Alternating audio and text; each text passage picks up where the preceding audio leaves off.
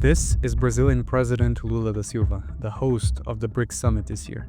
The event was a prime occasion to showcase Brazil's renewed global influence under his leadership. Since his return to office, he has embarked on an astonishing diplomatic offensive, visiting 37 countries as of this writing. After all, Lula's foreign policy has been deeply rooted in multilateralism and on its aspirations to lead the global south. The Brics Summit, therefore, was more than just another international gathering. It was a major public relations event for Brazil's president. However, this ambitious push is faltering.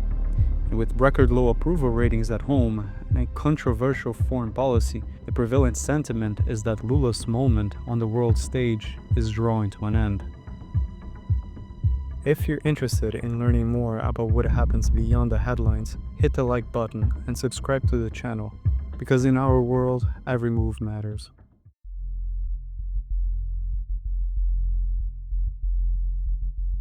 When Lula left the presidency in 2010, after 8 years in office, he held a record 83% approval rating. His comeback in 2022, though, was another story. Lula secured a third term with a mere 1.8% margin over his conservative rival Bolsonaro. It was the closest presidential election result in Brazil. His victory followed an imprisonment for corruption and money laundering, making Lula's political comeback a personal effort to salvage a legacy.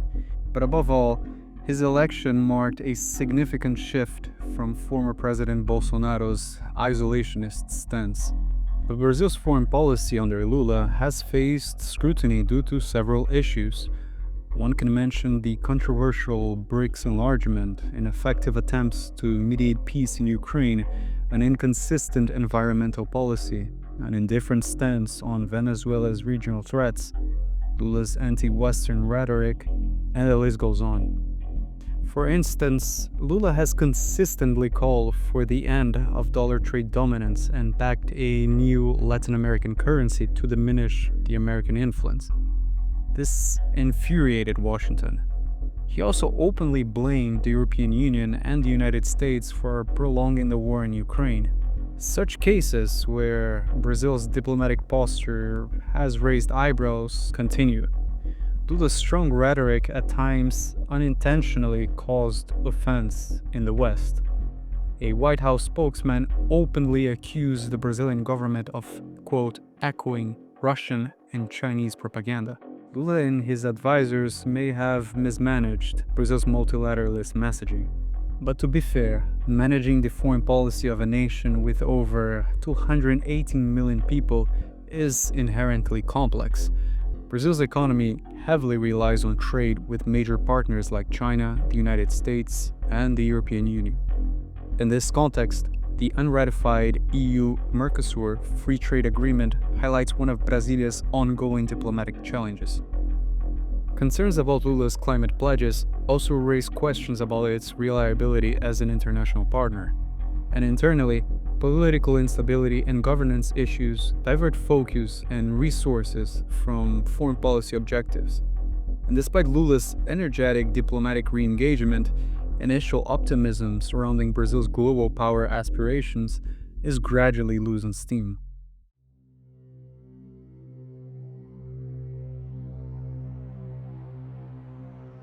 The EU-Mercosur free trade agreement is a significant deal that, if ratified, would establish one of the world's largest free trade zones. President Lula has consistently advocated for its ratification, considering it a cornerstone of his foreign policy.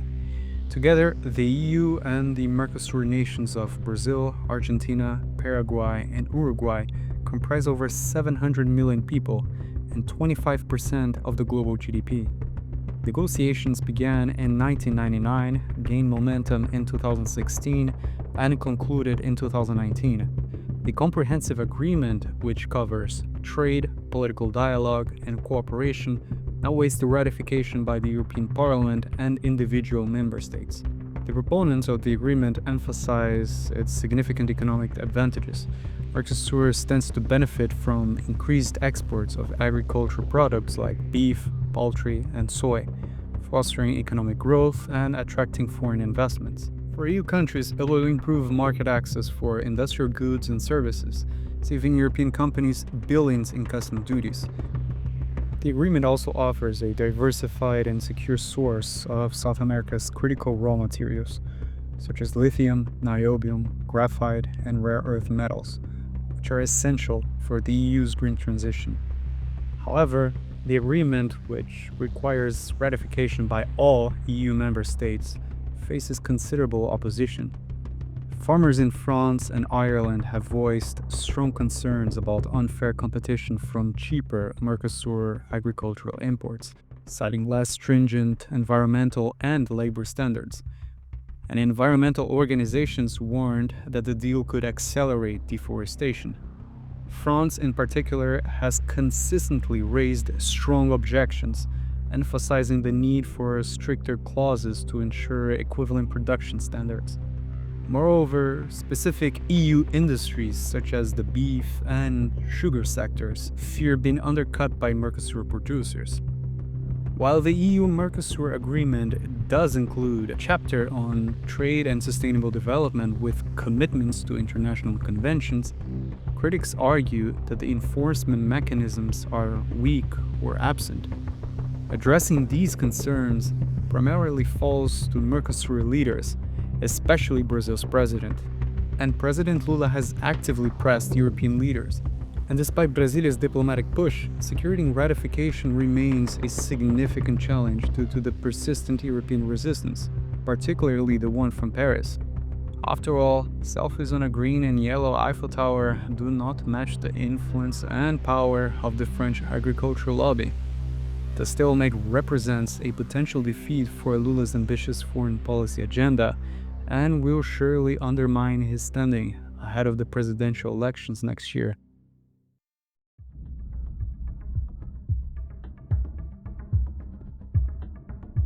Environmental policies have been a central point of contention among European countries regarding the ratification of the EU-Mercosur agreement. Lula, after all, ran on a pro-environment platform, a stark contrast to Jair Bolsonaro, who dismantled legislations and institutions responsible for enforcing environmental regulations. Nonetheless, Lula's policies have been controversial at best. Brazil has seen a reduction in Amazon deforestation, which demonstrates the impact of renewed environmental enforcement. For instance, deforestation nearly halved in 2023 compared to 2022. Yet, these gains in the Amazon are overshadowed by the worsening deforestation in the Cerrado, Brazil's biodiverse savanna. In the Cerrado, deforestation is primarily driven by less stringent legal protections, which permit extensive land clearing for agricultural expansion of commodities and cattle. This, coupled with less international scrutiny than the Amazon, has made the Cerrado a persistent deforestation frontier. And to further complicate matters, Lula's climate ambitions face a new challenge with a push for offshore oil drilling, particularly in the ecologically sensitive equatorial margin near the mouth of the Amazon River. Petrobras, Brazil's state-owned oil company, has actively pursued exploration licenses, which were initially denied by the environmental agency IBAMA due to the risks and lack of assessments. Despite these concerns and strong opposition from environmental groups and indigenous communities, Lula has publicly advocated for the drilling. He argues that the potential oil revenues are vital to fund Brazil's energy transition, highlighting that the country has one of the cleanest energy mixes in the world. His stance on new oil exploration has created significant internal disagreements, notably sidelining Marina Silva, the Minister of Environment, who staunchly opposes the drilling. Such divisions expose the rifts within Lula's own coalition and presents a challenge to his foreign policy, which has made climate and green finance a central pillar. These contradictions not only alienate the international community, but also undermine internal governance. Beyond the internal contradictions that challenge Brazil's image as a climate leader, its foreign policy is further tested by the complex and often volatile relationship with its northern neighborhood.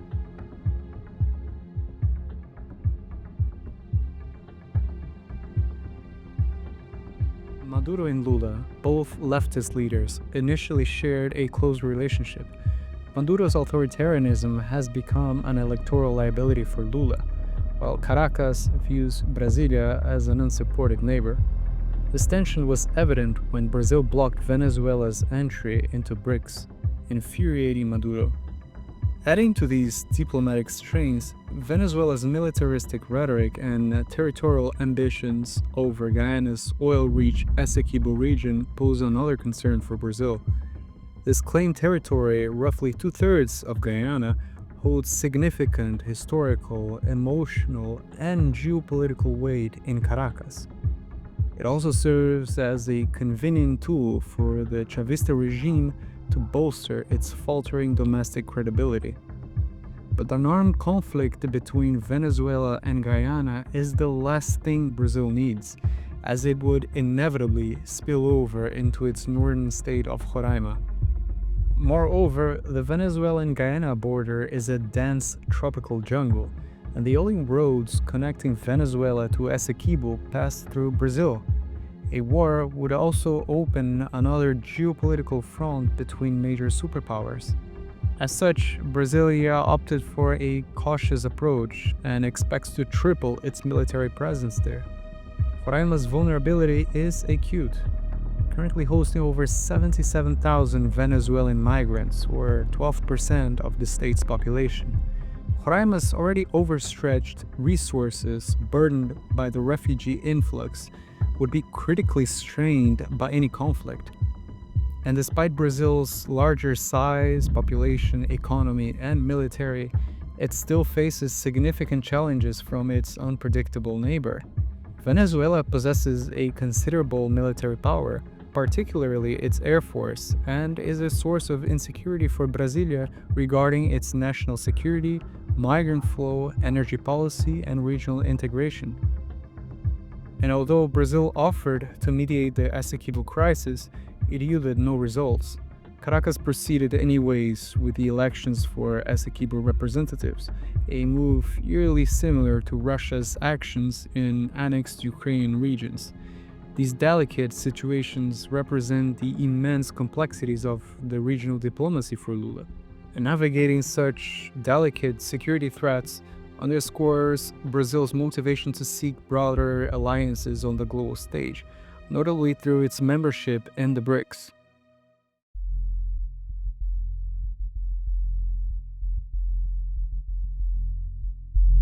The Brics group comprises Brazil, Russia, India, China, and South Africa, along with new members Ethiopia, Egypt, the United Arab Emirates, Iran, and Indonesia.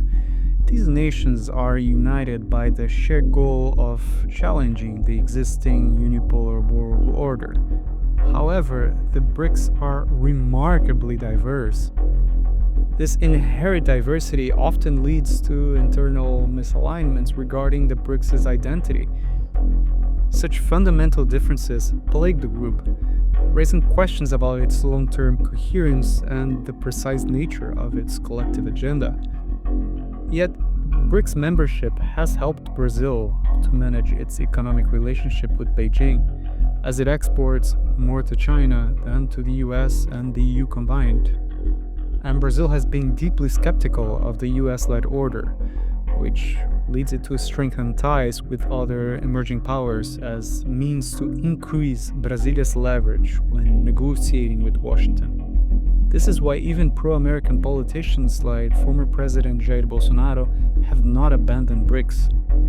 While Brazil was reluctant to the group's expansion due to concerns about losing prestige and influence, it continues to try and prevent the group from becoming overly anti-Western. And with increased membership making consensus harder, Lula is expected to emphasize on less controversial topics where Brazil can lead globally, such as food security and green transition. This was the motto of the G20 summit in Brazil in 2024 and is an appealing issue for his electoral base at home.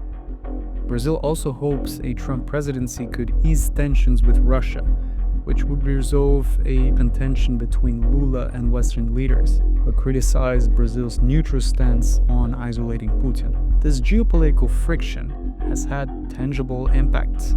For instance, Embraer recently lost a $2.7 billion contract with LOT Polish Airlines to Airbus, partially due to Brasilia's controversial stance on Russia.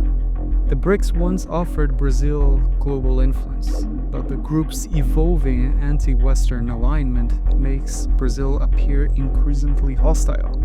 As China uses Brics as a foreign policy tool and Russia to legitimize the Ukraine war, Brazil's claim of non-alignment becomes increasingly difficult to maintain and risks even further estrangement from the West.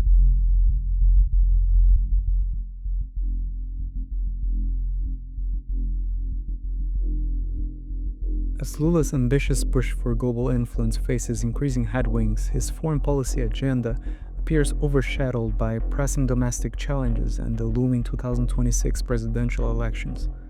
As of June this year, President Lula's administration faces a mere 24% approval rating, with a majority of Brazilians opposing his re-election.